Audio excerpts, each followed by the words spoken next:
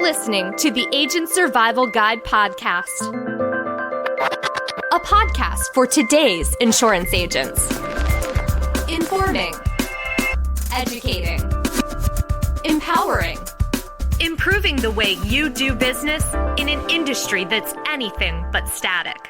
In today's episode, one of the things we really pride ourselves on here at the Agent Survival Guide podcast is giving agents realistic expectations. One of the things we don't sugarcoat is the fact that thriving in this industry does take work. So we like bringing you stories from agents just like you in hopes that they can share a piece of advice or wisdom that might unlock something for you. I met Michael Krantz at last year's summit in New York, and I was surprised to learn that he came into our industry right out of college. Not that it doesn't happen, but it's not the typical. He's seen success, and I think that is due in large part to his mindset and his work ethic. Here's our conversation.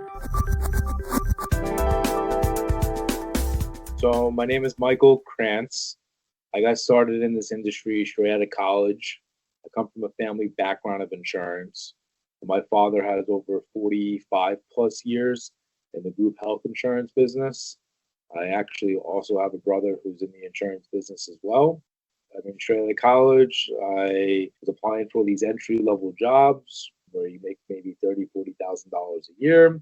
And I guess my father said to me, no, you're selling insurance. And I got my insurance license. Initially, I thought it was a chore or a task, not something that I wanted to do. But once I stepped in, got involved, realized I was good at it. Maybe it was in my DNA, but it just kind of steamrolled from there. And the one thing I do pride myself in now, looking back at that moment, is I built a career where, unfortunately, some people, especially my age, may just have a job. Yeah, I would say that's pretty incredible. When you first were talking about your progression, you literally started in insurance immediately after college. That is not quite the typical trajectory of of an insurance agent. Most of us either trip and fall into it, or we are, in your case, similarly, family has been in the industry. But you have done quite a bit in the time frame that you have been in the industry. So let's talk about, where are you right now? Do you have an agency? Yeah, so I have my own agency. I have two types of downlines, obviously. I have the 1099 agents who are completely independent. And then I have a couple LOA agents that pretty much pivot off of what I do. I help train them, make sure that they're built for success, and I want them to be part of the overall bigger success picture so they grow with me. So I'm invested in their well-being because I want to make sure that they're here to stay and they're successful and they're helping their communities, making an impact, and of course, growing in terms of their pockets as well. They're incentive-based. I think in this industry, you have to be incentive-based because that's just how you reap the benefits. Mm-hmm. You mentioned that you've been in the industry for a little bit. You have definitely built up this book of business. How did you go about scaling from the time that you started just out of college in the industry, going from insurance agent to agency owner? So I think, like most industries, you got to work your way up. I mean, in the very beginning, I was selling what they would call kitchen table insurance, where you would go to people's homes, you sit down at their kitchen table, you go over the plans, you help them enroll. So I'm based in New York, so obviously we're a densely populated area. In the very beginning, I was running around all over Manhattan, going to all different types of apartments, sitting in their home, explaining things.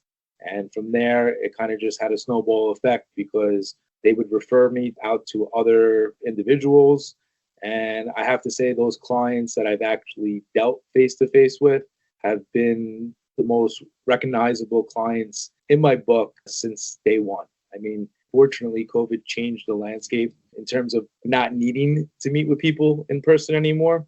But you lose obviously that human connection when you're dealing over the phone because obviously there's a lot of prey in this business, meaning there's other agents that are offering plans as well. And you have to be careful because if you don't stay in touch with your clients, you could in fact lose your clients. And I will say the clients that I did meet with face to face, even 10 years later, they still remember me. Whereas that person that I sold 2 weeks ago over the phone, they may have no clue who I am. So obviously the phone and selling over the phone has its plus and minuses. But again, just hard work, dedication, growing your book, asking for referrals, it just will have that snowball effect. I mean, I'm a big, big, big believer that hard work pays off and you just got to be committed and you got to hustle. Right, right. You had built quite the book of business since you got out of college. But now that you have an agency, you kind of went from the agent side of things to now you're running, helping teach others. How did you go about that process of scaling? So scaling my business, it happened somewhat naturally. It happened with some hard work as well. But as I was mentioning, it's about scalability. There's only so much you could do as one person. So you come to a point where you max out and you realize that you need help. So that came, I guess, maybe 5, 6 years ago when the demand was exceeding what I could do. So I had to go out and seek help. And that started with an assistant who also merged into a sales role. And then I wanted to replicate the process and be able to scale. So I hired other LOA agents. And it's just something that if you're committed, you're going to grow. Gotcha. In this process of doing business, growing, all of that, is there anything in particular that keeps you motivated to keep going? Like, is there a mindset or a mantra that you sort of live by in order to keep that focus? I think just growing up, I was always instilled that hard work pays off. So you just got to hustle, can't be lazy, can't expect things to come to you all the time. I guess a mantra that I do live by is the harder you work, the luckier you get, meaning you create your own luck as you go. If you sit home, you don't do anything, you're just not going to get lucky, unfortunately. That is very true. You can't expect change or anything different to happen to you if you don't change what you're doing. I've been fortunate to grow a family, so obviously that changes your intuition as well. So having to provide for others, it definitely shifts gears in your head because it's not only that you're bringing home food on the table for you, but you have responsibility to bring food on the table for others. Very much so. I think that definitely shifted my mindset. My oldest is 5, so it's 5 years ago, things changed for the better. Absolutely. I think a lot of us that are parents can definitely attest to that as well. Although I do feel that I was able to do more without children. I say that in a way, though, because now on Saturdays and Sundays, I'm a family man. I got to take time to be on the soccer field, do activities. Whereas before, I mean, I was just working Saturday and Sundays during AEP.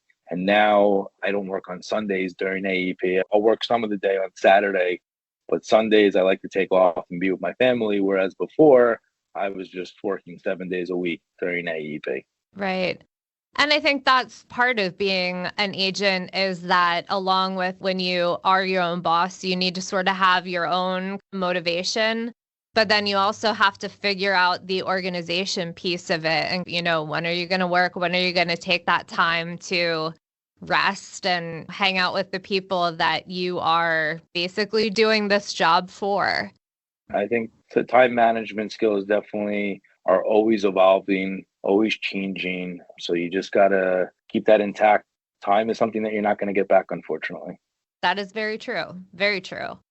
How exactly do you stay focused? I know one of the things that we talked about as we were preparing to do this interview is the fact that there's been a lot of disruption in the industry just in the past, 6 months. We're continuing to see a little bit of disruption in the way that CMS is operating. How do you take in that disruption and those everyday challenges and still stay motivated and focused on staying in the industry and doing the best job that you can possibly do? So I think in this business, disruption equals opportunity. Okay. So with that being said, whenever there's disruption, there's opportunity because there could be plan exits, there can be commission structures. So you have to constantly reinvent yourself to produce. I mean, failure, unfortunately, is not an option. Yes, there's a lot of CMS changes, especially with commission structures, which are worrisome, but you just pivot. I mean, you focus on the strategies that are going to help you thrive, and you just refocus and you make new goals and you redirect. I mean, it's a part of the hustle ambition. I mean, it's, again, failure is not an option. So it's sink or swim, as they say. Very well said. With all of that, what is one thing that you wished you would have learned sooner about our industry? It's a good question. Well, I think I'm lucky in the sense that I do have family in the business. So I was given proper direction, but I think what most people lack is understanding contract levels. Some people have to find out on their own, where I was given some foresight on how the structure works. But I guess that's what do I wish I knew? Well, I don't know everything, but I've seen a lot, as I say. I don't know. I'm gonna have to come back to that question. That's something that I have to give more thought on. Okay. What is the one business related app on your phone that you absolutely cannot live without? It's Ring Central. So I use Ring Central for my phone operating system, and that handles the recordings of calls. It's also my lifeline for my phone operating system. So I don't give out my cell phone number anymore, but I use the Ring Central app on my phone, and we use the desktop component as well. But I would say that's probably the most vital because that's how we're getting calls. I mean, even through this podcast, I've gotten like 6 calls where I had to hit decline. So it's obviously vital. Without Ring Central, and as I'm speaking, I have to hit ignore right now. Oh, goodness. One thing that we didn't really talk about, what is your specific area of focus? What product lines do you typically focus on that you really enjoy? So I'm divided. I mean, I would say that it's 50-50 in terms of Medicare Advantage plans, Medicare supplement plans.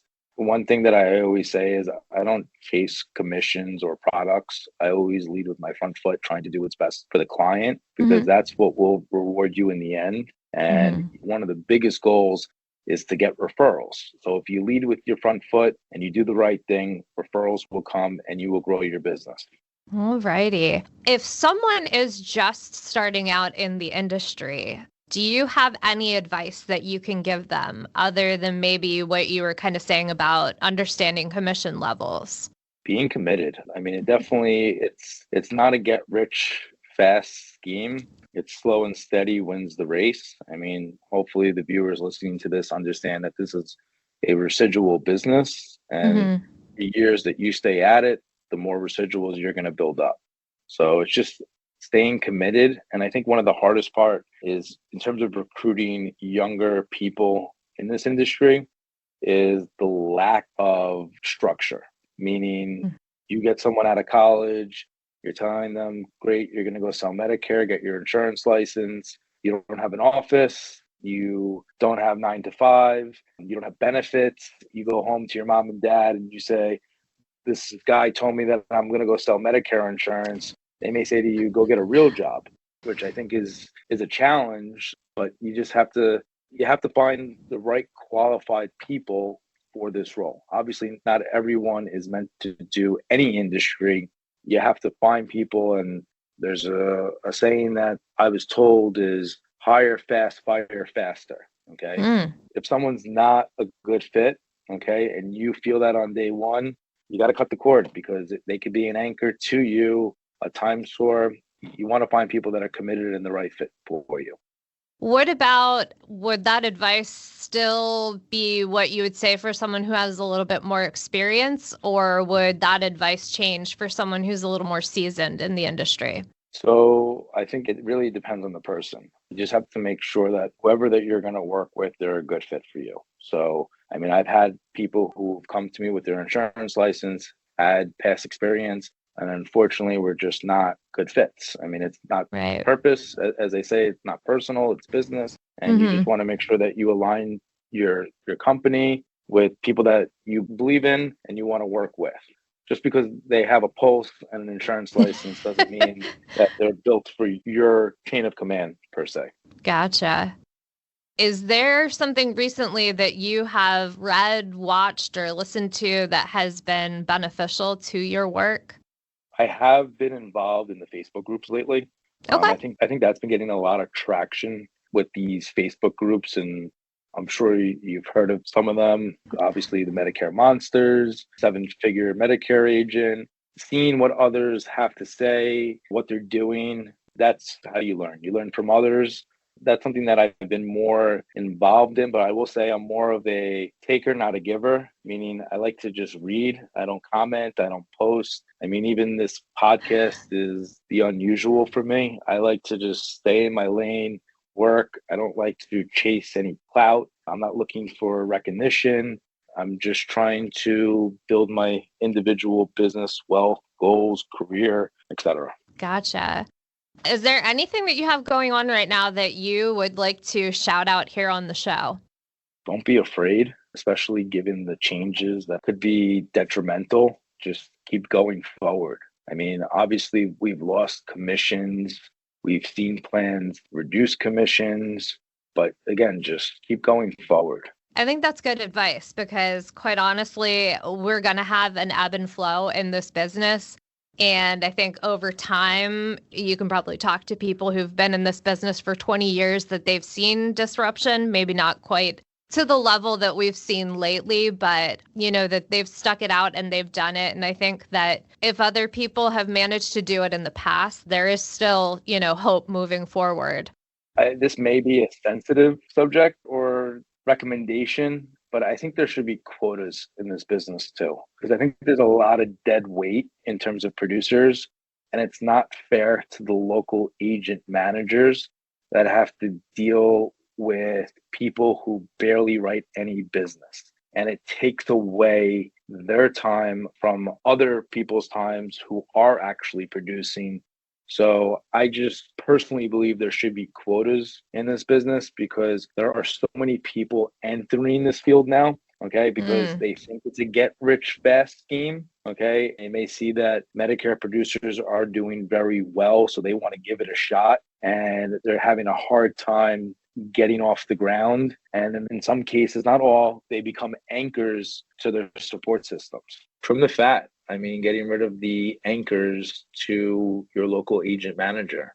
There's a lot of Q&A, obviously, with people that start out, and you're in this industry 2-3 years and you're still not producing. You're becoming a time constraint for your local agent manager, which is taking away time from the producer's success and their time. Granted, everybody's going to start somewhere, but if you don't yield different results in terms of success year after year, I think it's time to maybe cut the cord.